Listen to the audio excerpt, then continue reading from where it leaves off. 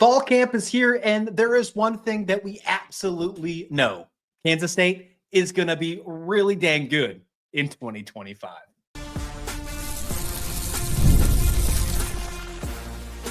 You are Locked On Kansas State, your daily podcast on the Kansas State Wildcats, part of the Locked On Podcast Network, your team every day. Yes, welcome on into Locked On Kansas State, your daily Kansas State Wildcats podcast. I'm your host, Christian Rauh, and thank you so much for making Locked On Kansas State your first listen every single day. Welcome back to my everydayers, and we have a fun episode for you today. We're going to dive into fall camp as it just began this past week. We got some nice first impressions, and we have somebody who was at the fall camp, at the media availability, if you will, Jon Grove of GoPowerCat.com. 24/7 Sports, joining us on for this conversation. It's going to be really good. I'm really excited to have you. Before we do so, before I get Jon on the air, this episode is brought to you by Monarch Money. Take control of your finances with Monarch Money. Use code LOCKEDONCollege at monarchmoney.com for 50% off your first year. We talked about the biggest impressions, what we got from takeaways, concerns about the potential offensive line changes that are going to happen for week 0. Of course, some Avery Johnson wide receiver talk, and then our biggest storyline that we think is going to happen heading into next week of fall camp. We do that all here on Locked On Kansas State. All right, Jon Grove of 24/7 Sports joining me on today's episode. We are going to talk fall camp. We are going to talk some exciting stuff with what is going on with Kansas State football because we are right around the corner, less than 30 days. I mean, we are getting ready to, the suitcases are packed, basically, to get to Dublin. And now we are going to talk lots of stuff happening with fall camp, lots of things that we need to get some takeaways. Of course, the offensive line conversation, Avery Johnson, so much more. Jon, what's going on, man? Welcome into the show. So happy to have you on, and lots to talk about with fall camp. I know you're excited. Well, first and foremost, Christian, just what an honor it is to hop on your show. It just continues to grow by the day. It feels like it's absolutely insane. So, but tip to hat to you. Obviously, there's my big forehead there, as you can tell. Anyways, we're so close. I'm actually heading over to Dublin here in just about 15 days. It's part of a little bit of a study abroad. So we're going to spend 2 weeks there, kind of leading up to the game. With K-State and Iowa State. So the excitement is just there. It feels as if we should already be on the flight. We're just inching closer. It's just the football fever hit in late June, especially when we got EA College Football 26. But it's just right there, man, just right there. And the fact that K-State and Iowa State is the first game of the college football season, it's just like, that's the first shot heard around the college football world. There's going to be a lot of people watching. I can't wait. There is so much upside for this team, and hopefully the performance of Kansas State is better than what College Football 26 did with Avery Johnson's hair. But there is just so much excitement for this program this year. Do you think it is because of week 0, because of we're starting off so strong, Big 12 opponent against Iowa State, Farmageddon, it's going to be an exciting way to start the season? Are you glad that we're starting off the Big 12? Like, hey, you got to beat these teams anyways. Might as well start off and start the gauntlet. Or are you a little concerned that you don't get that FCS right away, that buildup like most other programs? Well, first and foremost, I just said first and foremost. I'll stop saying that. This isn't the first time that Chris Klieman is having to deal with the Power 5 team heading into the season. They played Stanford back in 2021, just coming off of the worst season of the Chris Klieman era, and they just bashed Stanford at AT&T Stadium in Arlington. So there's that aspect. But we've known for a while now, Christian, that Chris Klieman, he gives his guys a lot of ownership. It's a player-led program. This might be the best example yet, and that's where the confidence is starting to sink in from my standpoint. The maturity, the drive, the way they've attacked this offseason. Guys are dialed in, and they're putting in the work. Even the newcomers like Lincoln Kiener, he's gotten all the headlines, but even a guy like Darian Whittaker Jr. or Logan Bartley, those are dudes that are already looking like Big 12 starters. Not to mention you got the guys like Sam Heck, Dylan Edwards, just continuing to add some muscle, Avery Johnson, of course. So this group may not be as seasoned as the 2022 championship squad, but they're locked in, ready to go, and that kind of internal leadership gives me a lot of confidence. I mean, you mentioned it, just starting off the season with Iowa State. You flip the tape and it's clear when it comes to roster turnover. I think K-State's able to build to withstand the kind of attrition in several ways. Iowa State's taken a really big hit with the losses on the perimeter with Jalen Noel and Jaden Higgins as well. So I think that'll be a little bit interesting, especially with how they pair up with kind of an overhaul of a K-State secondary as well. But I think to kind of summarize the answer here, I'd rather get Iowa State to start the year, especially since they're able to really iron things out and they're able to get things clicking midway or late through the season, at least from a historical standpoint. We obviously we've seen what Iowa State has done last year with the 7-0 start. So, but I'd still kind of maintain that I'd rather catch them in week one before they began finding their rhythm. Even against Iowa last year when they played against the Hawkeyes, they were just not in sync until the last minute drive by Rauh back in that offense. So I'd rather catch them in week one. I think that's when K-State might be getting them at the perfect time to punch first.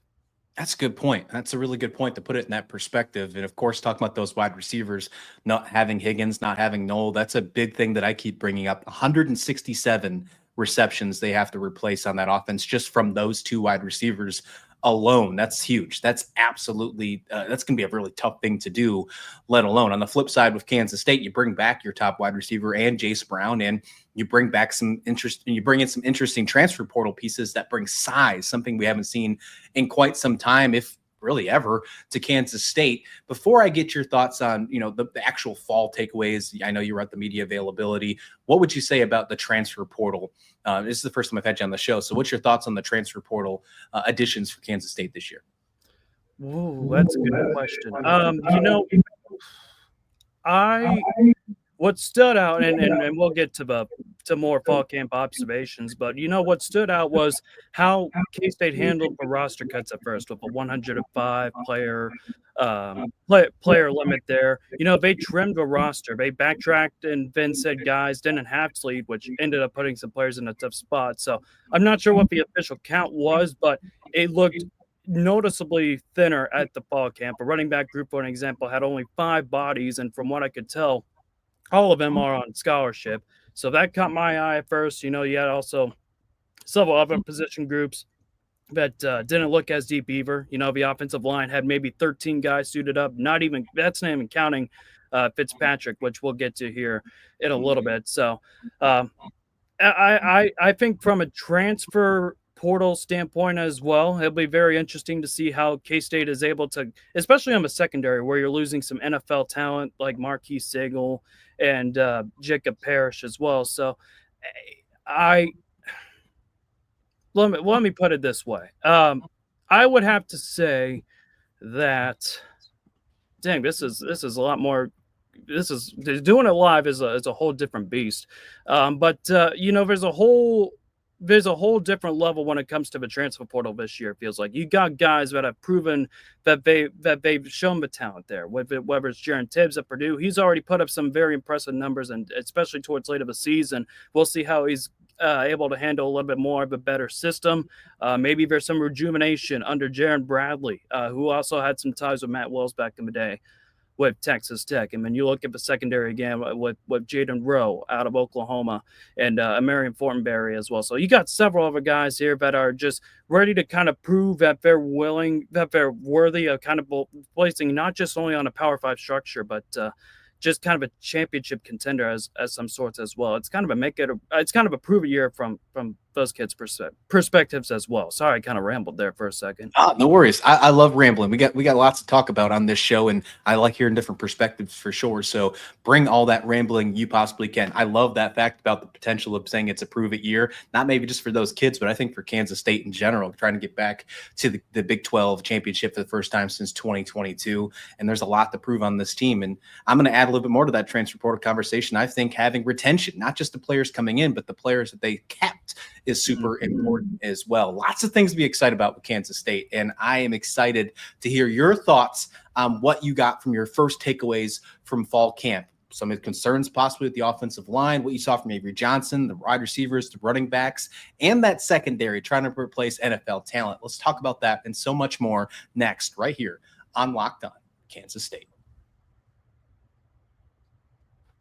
Ever wish managing your money felt easier? Well, with Monarch Money, it can. Whether you're growing your savings or planning a big purchase, Monarch puts you in the driver's seat. It's like having your own personal CFO, giving you full visibility and control over your finances. With Monarch Money, it's more than just a budgeting app. Yeah, it's a complete financial command center where you can track all of your accounts, investments, and spending in just one place. So, in addition to managing your money, you are building wealth. I love Monarch Money, and it has helped me really take care of certain small things that I didn't know was a problem, like wondering why I spend so much dang money on ordering takeout. I found that it's so much better. And of course, I knew this, but just seeing how bad it was without going to the store and just making food at home. Well, Monarch Money's helped me with so much more. That's just one small thing, and it helped me take control of my finances. So if you want to take control of your finances with Monarch Money, use code LOCKEDONCollege at monarchmoney.com for 50% off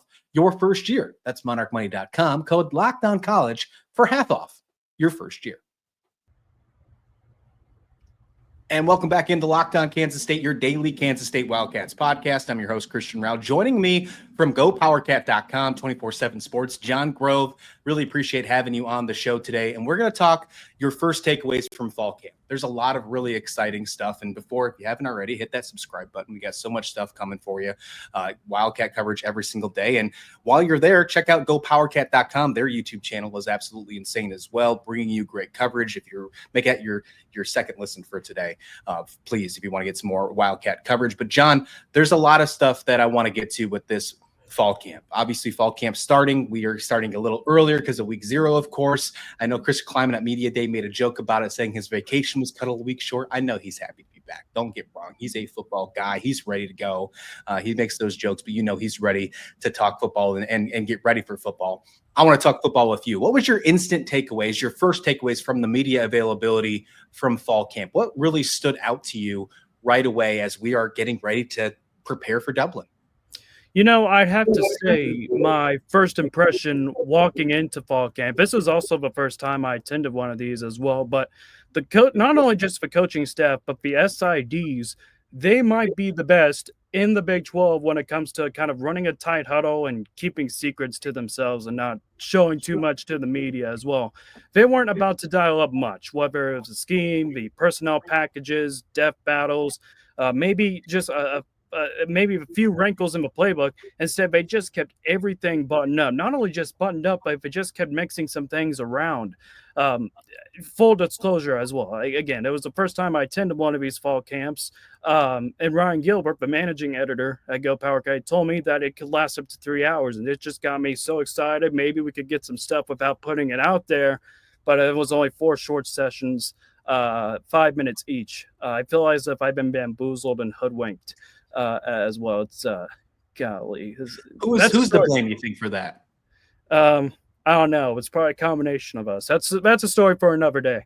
The media at first was instructed to hold off on filming the first session as well. But word was they'd be running some schemes and some play concepts that they wanted off film. But once the whistle blew, it was mostly just individual drill, some position work as well. So we managed to get some tape, but Kansas State cycled through personal packages and shuffled groupings to kind of mask Matt Wells' game plan.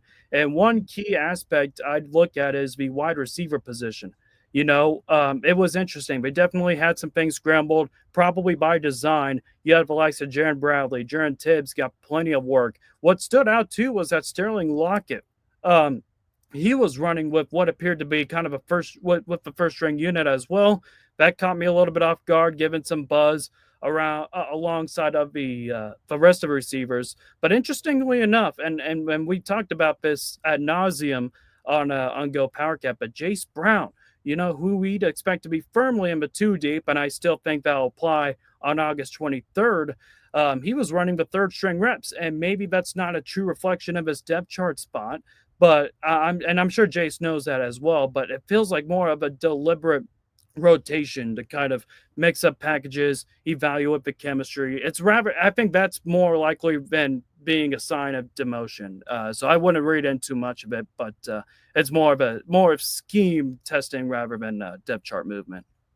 Okay, so just observation, interesting observation, seeing Jace Brown not run with the ones right away. I mean, that maybe that's like kind of like the clue saying, okay, this is not your depth chart. Don't take this seriously when you're looking at these drills. That's a really good point. Okay, you talk about the wide receivers, you talk about Lockett running with the first team. I think a lot of fans, a lot of K-State guys would really love to see Lockett take a next step forward. Obviously, you know, that last name being K-State royalty. What would you think about, I don't know, maybe just the wide receivers and the offensive players as a whole, who really stuck out to you in those drills? Like, what's a name that's like, man, that guy is going to make a step forward, huge step forward in 2025? I think when it comes to who takes the next step forward, I'll answer this in kind of two aspects. But I think one, I think in terms of who will emerge, I'm leaning towards Jace Brown is obviously the number one guy, but I really like to see what from what I've saw from Jaron Tibbs so far, maybe to a lesser extent Jaron Bradley as well. But there was a lot of high praises from the coaches, not only just at the spring press conferences, but at the media day. Just kept on saying how these guys are just continuing to do the right thing and continue to fit better more within the system as well. And hopefully that's a good sign. And it's not just, like we've seen throughout the past few years with Keegan Johnson and Dante Cephas as well. Just two wide receivers from the Big Ten that just didn't pan out playing at Kansas State. So I think that'll be interesting to see if there's definitely kind of a turn signal at that point, or maybe it's just more coach talk. But it's very important. It's very important, especially kind of given the wide receiver production last year. I mean, of course, you had Jace Brown, who was kind of on and off during several points. A lot of it was mostly on, and we saw those highlights: the 50-yard touchdown against Colorado, the long deep ball against Oklahoma State. So there were several aspects that you could look at it from there. But aside from Jace Brown and sure, Dante Cephas somewhat stepped up later on the season, as well as Trey Spivey, but there was not a whole lot of spice. There was not a whole lot of spice, and K-State, because of that, mostly had to rely on the tight end set, which, man, that is going to be so much fun to watch this year. But they had 13 combined touchdowns with Avery Johnson this past year as well. So I think not only are we expecting to get some additional buzz out of Jaron Bradley and Jaron Tibbs over the next few weeks, we'll see if they're able to put it all together, and maybe even Sterling Lockett as well. I know it's taken a little bit of a while for him to kind of get into the mold and maybe take the next, like you mentioned, take the next step. But if he's running with the ones, maybe it could be a sign in which, all right, maybe he's ready to keep on going, or maybe it's just like what we saw at fall camp, and they're just kind of mixing things up a little bit. So we'll see. We'll see. You brought up tight ends, obviously brought up the great stat of 13 touchdowns last year, led the country in red zone touchdowns for the tight end group. All four of those tight ends are back. Then you add in Lincoln Kiener. Lots of exciting things about Lincoln Kiener in 2025. I know you brought that up earlier in the show too, how your excitement about how did he look in these drills? I've heard some things on social media about him potentially putting on some size. You know, he ran track in high school just a few months ago. He didn't really participate in the spring because of that. There was some concerns that maybe he wouldn't be ready for that tight end position because of that. Do you think there's any concerns now after seeing him in that media availability? The saying I always go off on is Rome wasn't built in one day. And obviously when it comes to the freshmen here, like what I mentioned early on with not just him, but even like Dorian Whitaker Jr. and Logan Bartley, like you got several of these guys that are already built up. And especially for K-State, you're talking about a guy like Lincoln Kiener. I don't think we've seen kind of three guys, aside from maybe some linemen, but from the skill position set that we've seen that's like saying, oh, well, these guys are definitely ready for some Big 12 play. These guys already have the stamina of a Big 12 kind of student athlete as well. So I think that's kind of my first observation, but at the same time, you know, it's only his first year. So you still got a little bit of time to gel, trying to figure things out. The good news is, especially for Lincoln Kiener, is that you got four tight ends who have seen a lot of significant playing time, but it's able to kind of help him learn the ropes at times as well. So I'm like I said, I'm very excited. Very excited. Deepest tight end room in the country, in my opinion. I think there's all people like to say it's like the best in the Big 12 or second in the Big 12. I saw some rankings. I'm not even close to that. I think it's one of the best in the country, John. Well, I don't mean to call out any people, but there's a site from Arizona State and PHNX, and I think you already know where I'm getting at here. They Yeah. have Utah as the top tight end group, and like great, maybe historically that's fantastic under Kyle Whittingham, and maybe even with the younger talent that's able to come out of it, that could be great. But you're losing your two top tight end guys who had what, like 12 tight end touchdowns for Utah last year. They're all gone. They're going to the pros. Now you're gonna have to kind of get a newer unit together of a tight end position for Utah. Whereas you look at K State, you got all 13. I mean, you got the guys who got all 13 touchdowns back, every single one of them, and arguably and probably the highest rated recruiting program in history. So I didn't know what the math was there. I mean, not shaming them whatsoever, but I don't know. The math just didn't math up right there. I'm with you 100%. I'm with you. I think I called them out in a show in the past too when we were talking about tight ends. It's just you can't not count out this Kansas State tight end room. And if you are, then you're not paying attention. Look, there's some offensive line concerns that we need to discuss. Obviously, there's some medical stuff after hearing from media days about a potential of George Fitzpatrick being the left tackle. That could be in limbo heading into week 0. And of course, we got to bring in some Avery Johnson conversation to this talk. Let's do that as we finish up this episode right here. An exciting episode with Jon Grove of GoPowerCat.com, 24/7 Sports, right here on Locked On Kansas State.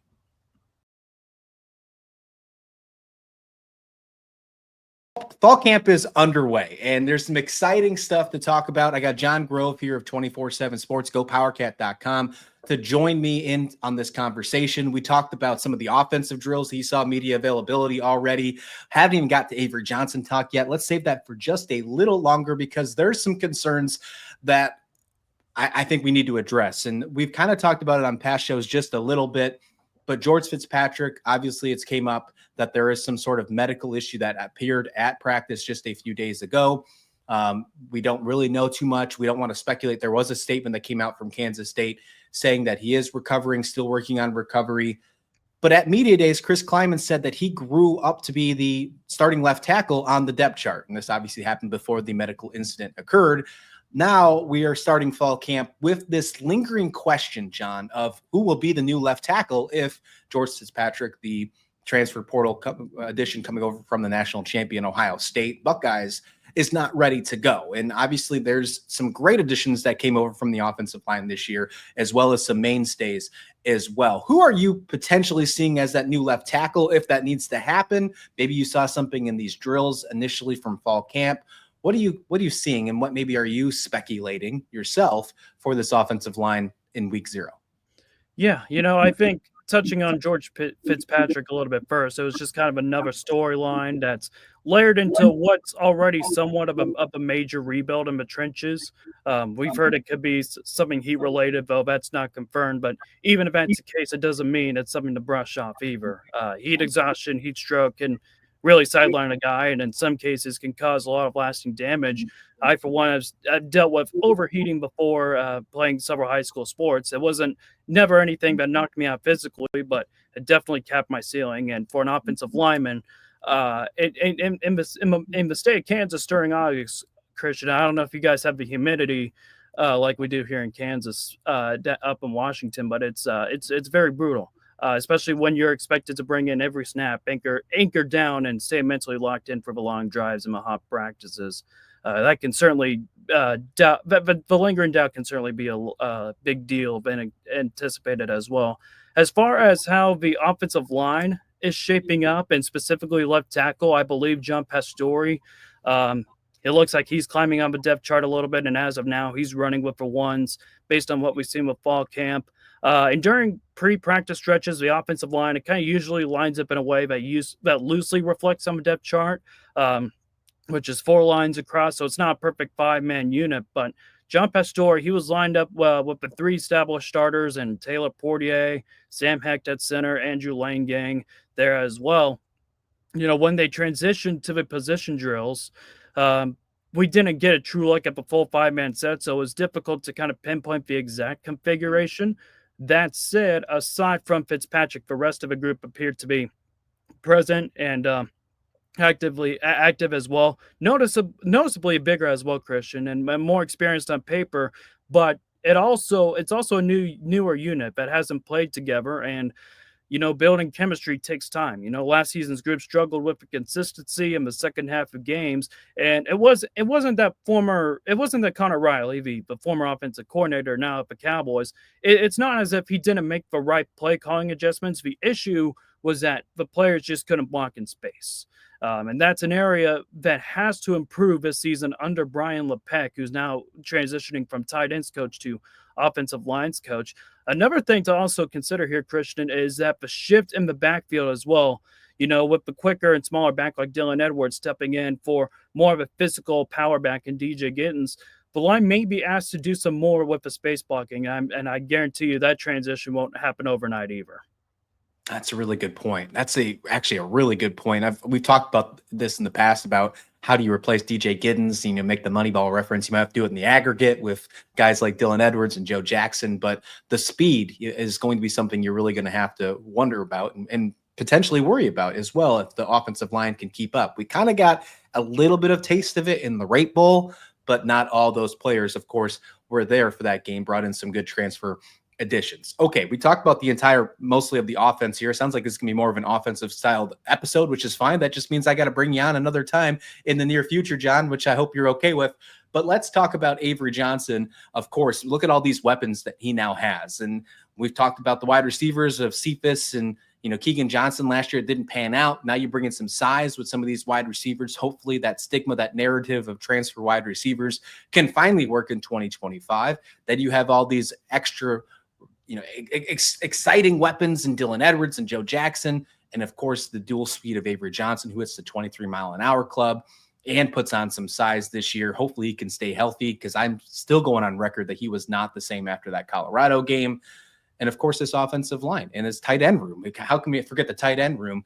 Put that all together and you have year 2 of Avery Johnson at the helm, at the starting quarterback. We talked about having the keys to the Lamborghini last year. Now he's fully driving it. He's leading the charge. What do you think from Avery Johnson? What you saw from him in fall camp initially, what you think he can really prove this year? And does he have what it takes to take this team back to Arlington in 2025? Well, I don't know if he's driving a Lamborghini. NIL's all over the place. I mean, I think he switched out his one of his cars, and he's got another new one. So I mean, I don't know. I'm not touching into that. That's a whole different monster there. But Avery Johnson, I mean, you mentioned a clear cut QB1, no surprises there. I'm expecting for him to kind of bulk up a little bit. I believe coaches and even himself said that he's over now the 200-pound fresh mark. So that's a little bit of something to note there. But I think, you mentioned it, Christian, the real question is who's able to step up as backup, because Avery not only did not kind of look not so much of the same late in the season, but especially against Colorado when he had an injury towards his midsection, you didn't have – it's not like this year where it's not like last year where you had an option in Taquan Roberson, who came in from UConn as the starter, willing to be the second string guy. It's not like you got him who's able to step up in midseason and get a touchdown drive midway through the game against Colorado. You got Blake Barnett and Jacob Knuth just going at it neck and neck, possibly one of the tightest quarterback battles I've seen. As of this moment, I think Knuth has been getting most of the number 2 reps, and it seems to be pulling ahead as well. Whether that's just the final pecking order or if it's just a way of getting just kind of a way to push both guys, it kind of remains to be seen as well. But that's a key battle, especially knowing how important it is to have a solid backup in the case of Avery Johnson as well. These guys are, we mentioned it with the tight ends and Lincoln Kiener. All right, some of these young guys are still going to learn the ropes, even with the amount of talent that they have. And aside from the mop-up snaps for Knuth against UT Martin last year, they just didn't have that much game experience. So I think the quarterback 2 competition will certainly be one to watch as the season approaches. I think K-State needs someone that they can trust to run the offense if called upon. And that depth could be crucial down the stretch for not only just the quarterback room, but certainly applies for a lot of the positions and certainly the offensive line too. Before we go, obviously another week of fall camp is about to begin this coming week here.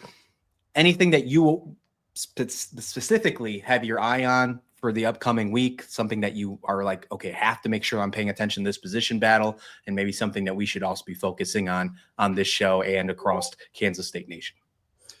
That's a good question. Talking about the secondary a little bit on the defensive side, I guess this is where the defense comes into play now towards the end of the show. There we go. But of course, K-State returns the entire edge rotation outside of Brendan Mond, who was a high motor guy, Big 12 defensive lineman of the year. Of course, you got Toby Osasami, JD Obiizor, Ryan Davis is really starting to generate pressure as the season wore on. But and from what I'm looking for, it's mostly towards the back end where there's some retooling. Maybe this would be my argument if I was in the shoes of an Iowa State fan, because K-State loses a lot of his secondary, who happens to go up against kind of an overhaul of an Iowa State wide receiving corps. So aside from BJ Payne, who is, of course, going to be the unquestioned leader there, you're going to have a whole lot of new blood filling in the voids of Jacob Parrish and Marquis Stagel. But even with that, I still think the Wildcats are better positioned overall, just from that standpoint. But it'll be interesting to see how some of the new guys like Zayshawn Rich or Donovan McIntosh are able to emerge themselves as well. Really enjoyed what they did at the Rate Bowl, and I'm hoping that those two players, especially McIntosh, Rich, maybe even like a Jack Fabris as well, could pop up and make some big impacts. I saw some good things from them in the bowl game. Jon, thanks so much for joining me. We got to definitely do this again soon. There's a lot of exciting stuff to talk about for Kansas State football, of course, in the near future. And you are killing it over at Go PowerCat and everywhere else that you're doing this stuff. Let everyone know on this show where they can find you, your personal stuff, and potentially what you got coming up on the radar so they can find you there as well. Well, I'm just wrapping up with my internship with Go PowerCat, so it's lasted about 2.5 months. A lot of great content over there here, just to give them a little bit of a shout out. I don't know if this is the exact deal, but it's $1 for the first month or 30% off the first year as well. So make sure you check that out. Make sure you subscribe to the Go PowerCat YouTube channel with Fitz, Gills, even Big B on occasion, Cole Carmody. They're doing a lot of great things there at Go PowerCat. So you don't want to miss out there. As for myself, you guys can follow me on Twitter, Jon Grove 02. As you can see, I'm a little name tag there. It's Jon. I spell it that way. I'm a special kind of John, not like the ordinary Johns that you see rambling about conference realignment.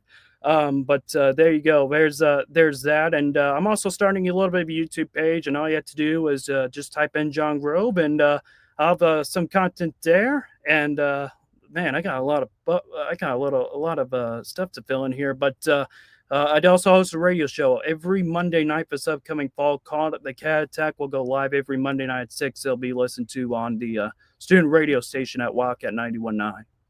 Awesome. Love that. And that YouTube channel, we're going to definitely make sure that's in the show links of this episode. So be sure to click that link and subscribe while you're at that. Please like the video. Please subscribe. And we'll be back here with another episode soon of Locked On Kansas State.